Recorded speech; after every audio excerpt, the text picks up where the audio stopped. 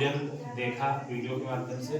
अभी हम लोग सत्यनारायण की कथा 5 अध्याय की कथा जो होती है उसमें मुख्य रूप से जो 5 बार संपूर्ण किया है वो सब देखने को मिलेगा। और अध्याय कुछ लोग श्लोक और अर्थ सहित बोलते हैं, जिसको जिस स्थिति पर जितना समय होता है उसका कथा वैसे लोग वाचन करते हैं। चलिए वीडियो में बने रहिए और पूरी कथा आप यदि श्रवण करना चाहते हैं तो कथा भी श्रवण करिए। वीडियो का विस्तारित जो चर्चा है मैंने पूर्व में भी पूजन कराया और अभी कथा है, इन सब चीजों का लगातार आपको पूरी जानकारी देने का प्रयास।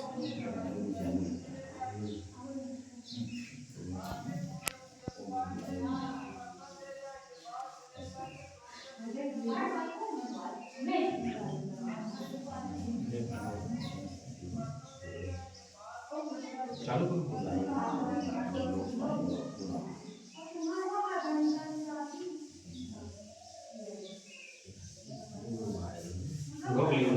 गणेशाय नमः। प्रथमोऽध्यायः। ओम व्यासुवाच एकदा नैमिषारण्ये ऋषयः प्रपुच्छ्रमुनिः सर्वे सुतं पौराणिकं फलम्। श्री व्यास जी ने कहा, एक समय नैमिषारण्य तीर्थ में सौनक आदि सभी ऋषियों तथा मुनियों ने पुराण शास्त्र के वेत्ता श्री सूत जी महाराज से पूछा। ऋषियों ने कहा, महामुने किस व्रत अथवा तपस्या से मनोवांछित फल प्राप्त होता है उसे हम सब सुनना चाहते हैं, आप कहें। श्री सूत जी बोले, इसी प्रकार देवर्षि नारद जी द्वारा भी पूछे जाने पर भगवान कमलापति ने उनसे जैसा कहा था उसे कह रहा हूँ, आप लोग सावधान होकर सुने। एक समय योगी नारद जी लोगों की कल्याण की कामना से विविध लोकों में भ्रमण करते हुए मृत्यु लोक में आए और यहाँ उन्होंने अपने कर्म फल के अनुसार नाना प्रकार योनियों में उत्पन्न सभी प्राणियों को अनेक प्रकार के क्लेश दुख भोगते हुए देखा तथा किस उपाय से इनके दुखों का सुनिश्चित रूप से नाश हो सकता है, ऐसा मन में विचार करके वे विष्णुलोक को गए। तत्र नारायणं देवं शुक्लवर्णं चतुर्भुजं शंख चक्र गदा पद्म वनमाला विभूषितं दृष्ट्वा तं देवदेवेशं स्तोतुं समुपचक्रमे। वहां 4 भुजाओं वाले और शंख चक्र गदा पद्म तथा वनमाला से विभूषित भगवान श्री नारायण का दर्शन कर उन देवाधिदेव की वे स्तुति करने लगे। नारद उवाच, नारद जी बोले, हे वाणी और मन से स्वरूप वाले अनंत शक्ति संपन्न आदि मध्य और अंत से रहित निर्गुण तथा सकल कल्याणमय गुण गणों से संपन्न स्थावर जंगमात्मक निखिल सृष्टि प्रपंच के कारणभूत तथा भक्तों की पीड़ा नष्ट करने वाले परमात्मन, आपको नमस्कार है। स्तुति सुनने के अनंतर भगवान विष्णु जी ने नारद से कहा कि श्री भगवान ने कहा, महाभाग आप किस प्रयोजन से यहाँ आए हैं, आपके मन में क्या है कहिए, वह सब कुछ मैं आपको बताऊंगा। नारद वाच, नारद जी बोले, भगवान मृत्यु लोक में अपने पाप कर्मों के द्वारा विभिन्न योनियों में उत्पन्न सभी लोग बहुत प्रकार के क्लेशों से दुखी हो रहे हैं। हे नाथ, किस लघु उपाय से उनके कष्टों का निवारण हो सकेगा? यदि आपकी मेरे ऊपर कृपा हो तो वह सब मैं सुनना चाहता हूँ, उसे बताएं।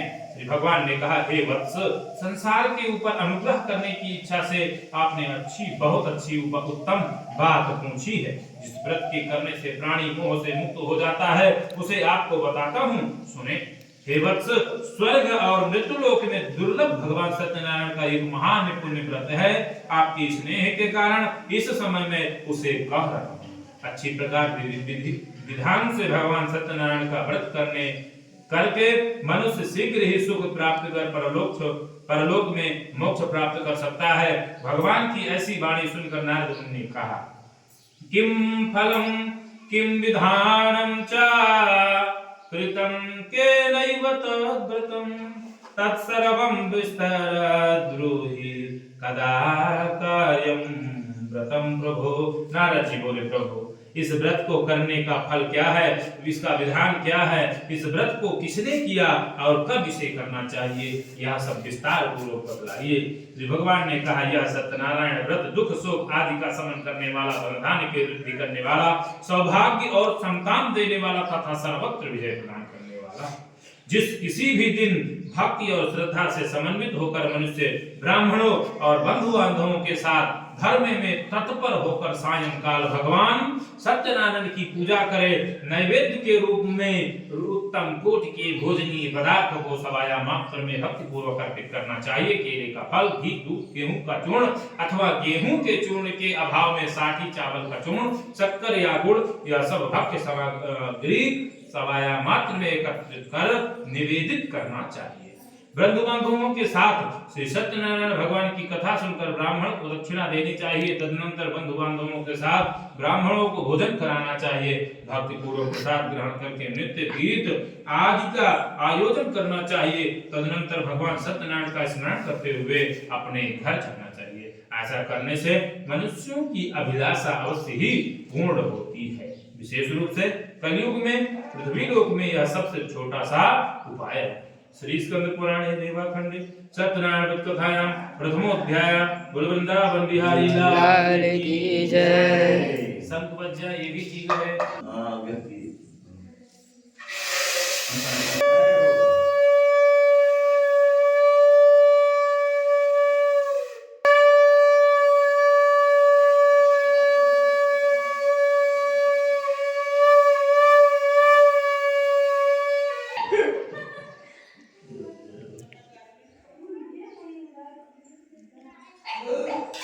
सब संत नहीं बजा करते ना।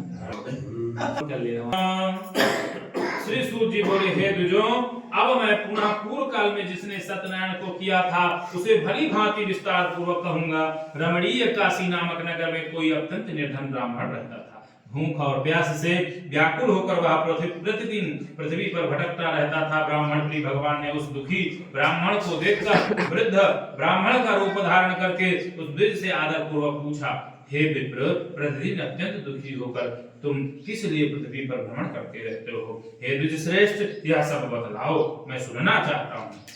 ब्राह्मण बोला, प्रभु, मैं अत्यंत दरिद्र ब्राह्मण हूँ और भिक्षा के लिए ही पृथ्वी पर घुमा करता हूँ। यदि मेरी इस दरिद्रता का को दूर करने का कुछ आप उपाय जानते हो तो कृपा पूर्वक बतलाइए।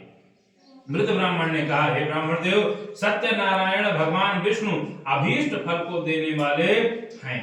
हे विप्र, तुम उनका उत्तम व्रत एवं पूजन करो, जिसे करने से मनुष्य सभी दुखों से मुक्त हो जाता है। और व्रत के विधान को भी ब्राह्मण से यत्न पूर्वक कहकर वृद्ध ब्राह्मण रूपधारी भगवान सत्यनारायण वहीं अंतर्ध्यान हो गए। वृद्ध ब्राह्मण ने जैसा कहा उस व्रत को अच्छी प्रकार से वैसे ही करूंगा, यह सोचते हुए उस ब्राह्मण को रात में नींद नहीं आई।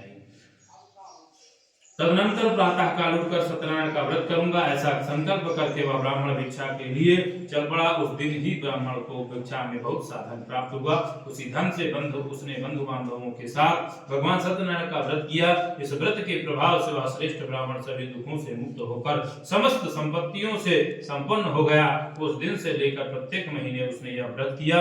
इस प्रकार भगवान सत्यनारायण के इस व्रत को करके वह श्रेष्ठ ब्राह्मण सभी पापों से मुक्त हो गया और उसने दुर्लभ मोक्ष को पद को प्राप्त किया। हे विप्र, पृथ्वी पर जब भी कोई मनुष्य श्री सत्यनारायण का व्रत करेगा उसी समय उसके समस्त पाप दुख नष्ट हो जाएंगे। हे ब्राह्मणों, इस प्रकार भगवान सत्यनारायण ने महात्मा नारद जी से जो कुछ कहा मैंने वह सब आप लोगों से कह दिया। आगे आप क्या कहूं? ऋषियों ने कहा, हे मुने, इस व्रत पृथ्वी पर उस व्रत ब्राह्मण से सुने हुए इस व्रत को किसने किया, हम सब वह सुनना चाहते हैं। उस व्रत पर हमारी श्रद्धा हो रही है। सूत जी बोले, मुनियों, पृथ्वी पर जिसने यह व्रत किया उसे आप लोग सुने। एक बार वह द्विज श्रेष्ठ अपनी धन संपत्ति के अनुसार बंधु बांधवों तथा पारिवारिक जनों के साथ व्रत करने के लिए उद्यत हुआ। इसी बीच एक लकड़हारा वहां आया और लकड़ी बाहर रखकर उस ब्राह्मण के घर गया।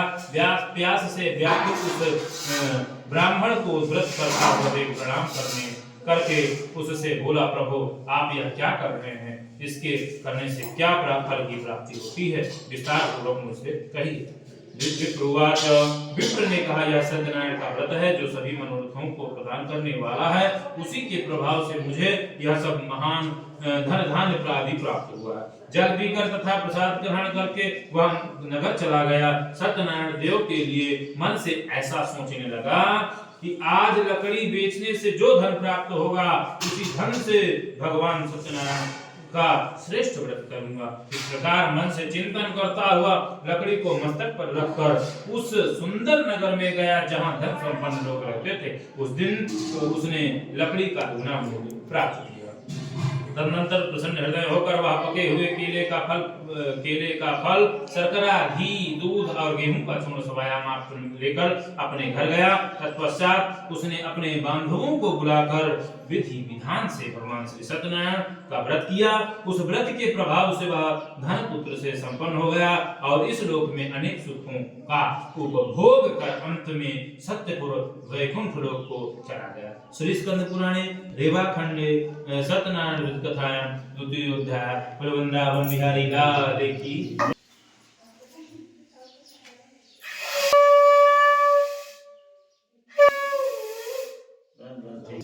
अध्यायः। सोतुवाच। श्री सूत जी बोले, श्रेष्ठ मुनियों, अब मैं पुनः आगे की कथा कहूंगा, आप लोग सुने। प्राचीन काल में उल्कामुख नाम का एक राजा था। वह जितेंद्रिय, सत्यवादी तथा अत्यंत बुद्धिमान था। वह विद्वान राजा प्रतिदिन देवालय जाता, ब्राह्मणों को धन देकर संतुष्ट करता था। कमल के समान मुख वाली उसकी धर्म पत्नी शील, विनय, सौंदर्य आदि गुणों से संपन्न तथा पतिपारायणा थी। राजा एक दिन अपनी धर्म पत्नी के साथ भद्रशिला नदी के तट पर भगवान श्री सत्यनारायण का व्रत कर रहा था। उसी समय व्यापार के लिए अनेक प्रकार की पुष्कल धनराशि संपन्न एक साधु वणिक वहां आया। भद्रशिला नदी के तट पर नाव को स्थापित कर वह राजा के समीप गया और राजा को उस व्रत में दीक्षित देखकर विनय पूर्वक पूछने लगा। साधु ने कहा, राजन, आप भक्ति युक्त चित्त से यह क्या कर रहे हैं? कृपया वह सब बताइए, इस समय मैं सुनना चाहता हूँ। राजा बोले, हे साधु, पुत्र आदि की प्राप्ति की कामना से अपने बंधु बांधवों के साथ मैं अतुल तेज संपन्न भगवान विष्णु का व्रत एवं पूजन कर रहा हूँ। राजा की बात सुनकर साधु ने आदर पूर्वक कहा, राजन, इस विषय में आप मुझे सब कुछ विस्तार से बताइए। आपकी कथनानुसार मैं व्रत एवं पूजन करूंगा। मुझे भी संतति नहीं है, इससे अवश्य ही संतति प्राप्त होगी। ऐसा विचार कर वह व्यापार से निवृत्त हो आनंद पूर्वक अपने घर आया। उसने अपनी भार्या से संतति प्रदान करने वाले इस सत्य व्रत को विस्तार पूर्वक बताया तथा जब मुझे संतति की प्राप्ति होगी तब मैं इस व्रत को करूंगा। इस प्रकार उस साधु ने अपनी भार्या लीलावती से कहा। एक दिन उसकी लीलावती नाम की सती साध्वी भार्या पति के साथ आनंद चित्त से ऋतुकालीन धर्माचरण में प्रवृत्त हुई और भगवान सत्यनारायण की कृपा से उसकी वह भार्या गर्भिणी हुई। 10वें महीने में उससे कन्या रत्न की उत्पत्ति हुई और वह शुक्ल पक्ष के चंद्रमा की भांति दिन प्रतिदिन बढ़ने लगी। वह कन्या का कलावती यह नाम रखा गया। इसके बाद वह एक दिन लीलावती ने अपने स्वामी से मधुर वाणी से कहा, आप पूर्व में संकल्पित श्री सत्यनारायण के व्रत को क्यों नहीं कर रहे हैं? साधु बोला, हे प्रिय, इसके विवाह के समय व्रत करूंगा। इस प्रकार अपनी पत्नी को भली भांति आश्वस्त कर वह व्यापार करने के लिए नगर की ओर चला गया। इधर कन्या कलावती पिता के घर में बढ़ने लगी। तदनंतर धर्म के साधु ने नगर में सखियों के साथ क्रीड़ा करती हुई अपनी कन्या को विवाह योग्य देखकर आपस में मंत्रणा करके कन्या के विवाह के लिए श्रेष्ठ वर का अन्वेषण करो, ऐसा दूत से कहकर शीघ्र ही उसे भेज दिया। उसकी आज्ञा प्राप्त करके दूत कांचन नामक नगर में गया और वहां से एक वणिक पुत्र लेकर आया। उस साधु ने उस वणिक के पुत्र को सुंदर और गुणों से संपन्न देखकर अपनी जाति के लोगों तथा बंधु बांधवों के साथ संतुष्ट चित्त हो विधि विधान से वणिक पुत्र के हाथ में कन्या का दान कर दिया। उस समय वह साधु दुर्भाग्यवश भगवान का उत्तम व्रत भूल गया। पूर्व संकल्प के अनुसार विवाह के समय में व्रत न करने के कारण भगवान उस पर रुष्ट हो गए। कुछ समय के पश्चात अपने व्यापार करने में कुशल वह साधु वणिक काल की प्रेरणा से अपने दामाद के साथ व्यापार करने के लिए समुद्र के समीप स्थित रत्नसारपुर नामक नगर सुंदर नगर में गया और वहां श्री संपन्न दामाद के साथ वहां व्यापार करने लगा। तदनंतर वे दोनों राजा चंद्रकेतु के रमणीय उस नगर में गए। उसी समय भगवान श्री सत्यनारायण ने उसे भ्रष्ट प्रतिज्ञा देकर इसे दारुण कठिन और साप महान दुख प्राप्त होगा यह साप दे दिया। एक दिन एक चोर राजा चंद्रकेतु के धन को चुरा कर वहीं आया जहां दोनों वणिक स्थित थे। वह अपने पीछे दौड़ते हुए दूतों को देखकर भयभीत चित्त से धन वहीं छोड़कर शीघ्र ही छिप गया। इसके बाद राजा ने उनके दूत वहां आ गए और वहां जहां वणिक था, साधु वणिक था, वहां राजा के धन को देखकर वे दूत उन दोनों वणिक पुत्रों को बांध कर ले आए और हर्षपूर्वक दौड़ते हुए राजा से बोले, प्रभो हम दो चोर पकड़ लाए हैं, इन्हें देखकर आप आज्ञा दें। राजा की आज्ञा से दोनों शीघ्र ही दृढ़तापूर्वक बांधकर बिना विचार किए महान कारागार में डाल दिए गए। भगवान सत्यदेव की माया से किसी ने उन दोनों की बात नहीं सुनी और राजा चंद्रकेतु ने उन दोनों का धन भी ले लिया। उस समय उन भगवान के शाप से वणिक के घर में उसकी भार्या भी अत्यंत दुखित हो गई और उसके घर में सारा जो धन था वह चोर ने चुरा लिया। वह लीलावती शारीरिक तथा मानसिक पीड़ाओं से युक्त भूख और प्यास से दुखी हो अन्न की चिंता से दर दर भटकने लगी। कलावती कन्या भी भोजन के लिए इधर उधर प्रतिदिन घूमने लगी। एक दिन क्षुधा से पीड़ित वह कलावती एक ब्राह्मण के घर गई। वहां जाकर उसने श्री सत्यनारायण के व्रत पूजन को देखा। वहां बैठकर उसने कथा सुनी और वरदान मांगा। तदनंतर प्रसाद ग्रहण करके वह कुछ रात होने पर घर गई। माता लीलावती ने कलावती कन्या से प्रेम पूर्वक पूछा कि पुत्री, रात में तू कहाँ रुक गई थी, तुम्हारे मन में क्या है? कलावती कन्या ने तुरंत माता से कहा, मां, मैंने एक ब्राह्मण के घर में मनोरथ प्रदान करने वाला व्रत देखा है। कन्या की उस बात को सुनकर वह वणिक की भार्या व्रत करने को उद्यत हुई और प्रसन्न मन से उस साध्वी ने बंधु बांधवों के साथ भगवान श्री सत्यनारायण का व्रत किया तथा इस प्रकार प्रार्थना की, भगवान आप हमारे पति एवं जामाता के अपराध को क्षमा करें, वे दोनों अपने घर शीघ्र ही आ जाएं। इस व्रत से भगवान सत्यनारायण पुनः संतुष्ट हो गए तथा उन्होंने नृपश्रेष्ठ चंद्रकेतु को स्वप्न दिखाया और स्वप्न में कहा, नृपश्रेष्ठ प्रातः काल दोनों वणिकों को छोड़ दो और वह सारा धन भी दे दो जो तुमने उनसे इस समय लिया है, अन्यथा राज्य धन एवं पुत्र से तुम्हारा सर्वनाश हो जाएगा। राजा से स्वप्न में ऐसा कहकर भगवान सत्यनारायण अंतर ध्यान हो गए। इसके अनंतर प्रातः काल राजा ने अपने सभासदों के साथ सभा के मध्य बैठकर अपना स्वप्न लोगों को बताया और कहा, दोनों बंदी वणिक पुत्रों को शीघ्र ही मुक्त कर दो। राजा की ऐसी बात सुनकर वे राजपुरुष दोनों महाजनों को बंधन मुक्त करके राजा के सामने लाकर विनय बोले, महाराज बेड़ी बंधन से मुक्त करके दोनों वणिक पुत्र लाए गए हैं। इसके बाद दोनों महाजन वणिक पुत्र ने श्रेष्ठ चंद्रकेतु को प्रणाम करके अपने पूर्व वृतांत स्मरण करते हुए भय विह्वल हो गए और कुछ बोल न सके। राजा ने वणिक पुत्रों को देखकर आदर पूर्वक कहा, आप लोगों को प्रारब्धवश यह महान दुख प्राप्त हुआ, इस समय अब कोई भय नहीं है। ऐसा कहकर उनकी बेड़ी खुलवाकर छौरा कर्म इत्यादि कराए। राजा ने वस्त्र अलंकार देकर उन दोनों वणिक पुत्रों को संतुष्ट किया तथा सामने बुलाकर वाणी द्वारा अत्यंत आनंदित किया। पहले जो धन लिया था उसे दुगना करके दिया। तदनंतर राजा ने पुनः उनसे कहा, साधो अब आप अपने घर जाएं। राजा को प्रणाम करके आपकी कृपा से हम जा रहे हैं। ऐसा कहकर उन दोनों महावैश्यों ने अपने घर की ओर प्रस्थान किया। श्री स्कंद पुराणे रेवा खंडे सत्यनारायण व्रत कथायां तृतीयोऽध्यायः। बोलो वृंदावन बिहारी लाल की। अध्यायः। श्री सूत उवाच। श्री सूत जी बोले, साधु वणिक मंगलाचरण करो। ब्राह्मणों को धन देकर अपने नगर के लिए चल पड़ा। साधु के कुछ दूर जाने पर सत्यनारायण की उसकी सत्यता की परीक्षा के विषय में जिज्ञासा हुई। साधु तुम्हारी नाव में क्या भरा है? तब धन के मद में चूर हो दोनों महाजनों ने अवहेलना पूर्वक हंसते हुए कहा, दंडिन क्यों पूछ रहे हो? क्या कुछ द्रव्य लेने की इच्छा है? हमारी नाव में तो लता और पत्ते आदि भरे। ऐसी निष्ठुर वाणी सुनकर तुम्हारी बात सच हो जाए, ऐसा कहकर दंडी सन्यासी रूप धारण किए हुए भगवान कुछ दूर जाकर समुद्र के समीप बैठे। दंडी के चले जाने पर नित्य क्रिया करने के पश्चात उतराई हुई जल में ऊपर की ओर उठी हुई नौका को देखकर साधु वणिक अत्यंत आश्चर्य में पड़ गया और नाव में लता और पत्ते आदि देखकर मूर्छित होकर पृथ्वी पर गिर गया। बड़ा सचेत होने पर वणिक पुत्र चिंतित हो गया। तब उसके दामाद ने इस प्रकार कहा, आप शोक क्यों करते हैं?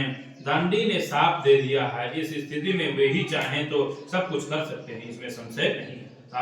उन्हीं की शरण में हम चलें, वहीं मन की इच्छा पूर्ण होगी। दामाद जामाता की बात सुनकर साधु वणिक उनके पास गया और वहां दंडी को देखकर उसने भक्ति पूर्वक उन्हें प्रणाम किया तथा आदर पूर्वक उसने कहने लगा, आपके सम्मुख मैंने जो कुछ कहा है, असत्य भाषण किया है, अपराध किया है, आप मेरे उस अपराध को क्षमा करें। ऐसा कहकर बारंबार प्रणाम करके वह महान शोक से आकुल हो गया। साधु ने कहा, दंडी ने उसे रोता हुआ देखकर कहा, हे मूर्ख, रो मत, मेरी बात सुनो।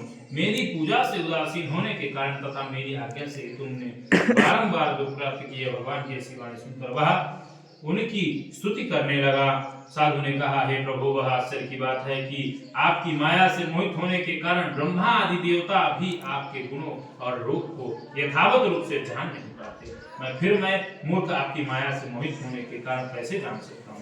आप प्रसन्न हो, मैं अपनी धन संपत्ति के अनुसार आपकी पूजा करूंगा। मैं आपकी शरण में आया हूँ। मेरा जो नौका में स्थित पुराना धन था उसकी तथा मेरी रक्षा करें। उस वणिक की भक्ति युक्त वाणी सुनकर भगवान जनार्दन संतुष्ट हो गए। भगवान हरि उसे अभीष्ट वर प्रदान करके वहीं अंतर्ध्यान हो गए। उसके बाद वह साधु अपनी नौका में चढ़ा और उसने धन धान्य से परिपूर्ण देखकर भगवान श्री सत्यदेव की कृपा से हमारा मनोरथ सफल हो गया। ऐसा कहकर सुजनों के साथ उसने भगवान की विधिवत पूजा की। भगवान श्री सत्यनारायण की कृपा से वह आनंद से परिपूर्ण हो गया और नाव को प्रयत्न पूर्वक संभालकर उसने अपने देश के लिए प्रस्थान किया। साधु ने अपने दामाद से कहा, वह देखो, हमारी रत्नपुरी नगरी दिखाई दे रही है। इसके बाद उसने अपने धन के रक्षक दूत को अपने आगमन का समाचार देने के लिए अपनी नगरी में भेजा। तत्पश्चात उस दूत ने नगर में जाकर साधु की भार्या को देखकर हाथ जोड़कर प्रणाम किया तथा उसके लिए अभीष्ट बात कही। से ऋषि अपने दामाद तथा बंधु वर्गों के साथ बहुत सारे धन धान्य से संपन्न होकर नगर के निकट पधार गए। उसके मुख से यह बात सुनकर वह महान आनंद से विफल हो गई और उस साध्वी ने श्री सत्यनारायण की पूजा करके अपनी पुत्री से कहा, मैं साधु के दर्शन के लिए जा रही हूँ, तुम शीघ्र आओ। माता का ऐसा वचन सुनकर व्रत को समाप्त करके प्रसाद का परित्याग कर वह कलावती भी अपने पति का दर्शन करने के लिए चल पड़ी। इससे भगवान सत्यनारायण रुष्ट हो गए और उन्होंने अपने उसके पति को तथा नौका को धन के साथ हरण कर के जल में डुबो दिया। इसके बाद कलावती कन्या अपने पति को न देखकर महान शोक से रुदन करती हुई गिर पड़ी। नाव का दर्शन तथा कन्या को अत्यंत दुखी देख भयभीत मन से साधु वणिक ने सोचा, यह क्या आश्चर्य हो गया। नाव का संचालन करने वाले भी सभी चिंतित हो गए। तदनंतर वह लीलावती भी कन्या को देखकर विह्वल हो गई और अत्यंत दुख से विलाप करते हुए अपने पति से इस प्रकार बोली, अभी भी नौका के साथ वह दामाद कैसे रक्षित हो गया। न जाने किस देवता की उपेक्षा वह कौन नौका हरण कर ली गई है, अथवा श्री सत्यनारायण भगवान का महात्म्य कौन जान सकता है। ऐसा कहकर वह स्वजनों के साथ विलाप करने लगी और कलावती कन्या को गोद में लेकर रोने लगी। कलावती कन्या भी अपने पति के नष्ट हो जाने पर दुखी हो गई और पति की पादुका लेकर उनका अनुगमन करने के लिए उसने मन में निश्चय किया। कन्या के इस प्रकार के आचरण को देख भार्या सहित वह धर्म के साधु वणिक अत्यंत शोक संतप्त हो गया और सोचने लगा तथा या तो भगवान सत्यनारायण ने यह दामाद के साथ धन धान्य भरी इस नौका का अपहरण किया है, अथवा हम सभी भगवान श्री सत्यदेव की माया से मोहित हो गए। अपनी धन शक्ति के अनुसार मैं भगवान श्री सत्यनारायण का पूजा करूंगा। सभी को बुलाकर इस प्रकार बात कहकर उसने अपने मन की इच्छा प्रकट की और बारंबार भगवान सत्यदेव को दंडवत प्रणाम किया। इससे दीनों के परिपालक भगवान सत्यदेव प्रसन्न हो गए। भक्तवत्सल भगवान ने कृपा पूर्वक कहा, तुम्हारी कन्या प्रसाद छोड़कर अपने पति को देखने चली आई है, निश्चय ही इसी का कारण उसका पति अदृश्य हो गया। यदि घर जाकर प्रसाद ग्रहण करके वह पुनः आए तो हे साधु, तुम्हारी पुत्री पति को प्राप्त करेगी, इसमें संशय नहीं है। कन्या कलावती भी आकाश मंडल से ऐसी वाणी सुनकर शीघ्र ही घर गई और उसने प्रसाद ग्रहण किया। पुनः आकर सुजनों तथा अपने पति देवता को देखा। तब कलावती कन्या ने अपने पिता से कहा, अब तो घर चलें, विलंब क्यों करें। कन्या की वह बात सुनकर पद्मणि पुत्र संतुष्ट हो गया और विधि विधान से भगवान श्री सत्यनारायण का पूजन करके धन और बंधु बांधवों के साथ अपने घर गया। तदनंतर पूर्णिमा तथा संग्राम की पर्वों पर भगवान सत्यनारायण का पूजन करते हुए इस लोक में शुभ होकर अंत में सत्यपुर वैकुंठ लोक में चला गया। श्री स्कंद पुराणे रेवाखंड सत्यनारायण कथायां चतुर्थोऽध्याय। वृंदावन बिहारी लाल की जय।